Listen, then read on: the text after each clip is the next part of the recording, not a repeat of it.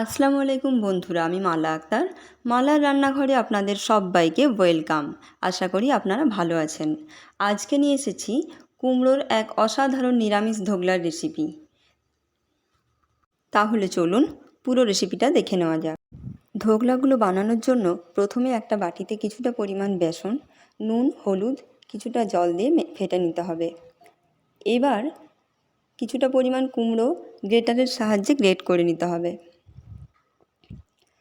তারপর কড়াতে অল্প পরিমাণে তেল দিয়ে তাতে বেসনের গোলাটা দিয়ে দিতে হবে। এবার অল্প পরিমাণে নুন দিয়ে ভালোভাবে নাড়িয়ে নিতে হবে।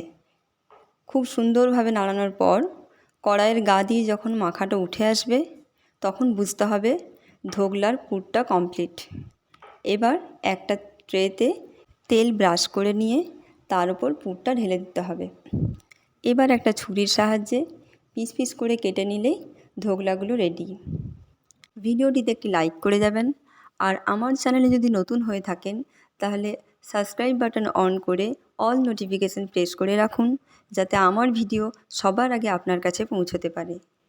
এতক্ষণে আমার সব ধোগলাগুলো কাটা হয়ে গেছে। এবার একটা ফ্রাই প্যানে অল্প কিছুটা তেল নিয়ে একে একে সব ধোগলাগুলো এপিট ওপিট করে ভেজে নিতে হবে। ধোগলাগুলো ভাজার সময় একেবারে হাই ফ্লেমে ভাজলেই ভালো হবে। আপনারা কে কোথা থেকে দেখছেন কমেন্টে জানাবেন। আর কার কীরকম রেসিপি পছন্দ, কে কীরকম রেসিপি জানতে চাইছেন সেটাও জানাবেন। এবার সবগুলো এক এক করে নামিয়ে নিতে হবে। তারপর একটা কড়াতে অল্প কিছুটা তেল দিয়ে গোটা লঙ্কা আর 5 ফোড়ন দিয়ে হাফ চামচ আদা বাটা দিয়ে একটুক্ষণ নাড়িয়ে নিতে হবে। তারপর একটু জল দিয়ে একে একে নুন, হলুদ গুঁড়ো, ধনে গুঁড়ো, জিরে গুঁড়ো, লঙ্কার গুঁড়ো সমস্ত মশলা অল্প অল্প করে দিয়ে খুব ভালো করে আঁচ কমিয়ে কমিয়ে নেড়ে নিতে হবে।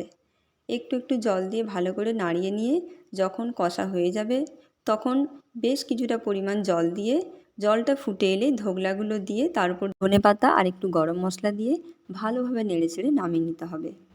এখানে আমার ধোকলাগুলোর গ্রেভিটা একটু শুকিয়ে এসেছিলো, আপনারা একটু জলের পরিমাণটা বাড়িয়ে নেবেন। আজকে এই পর্যন্তই। আবার আসবো অন্য দিন অন্য কোনো নতুন রান্না নিয়ে। ততক্ষণে সবাই সুস্থ থাকবেন। ধন্যবাদ।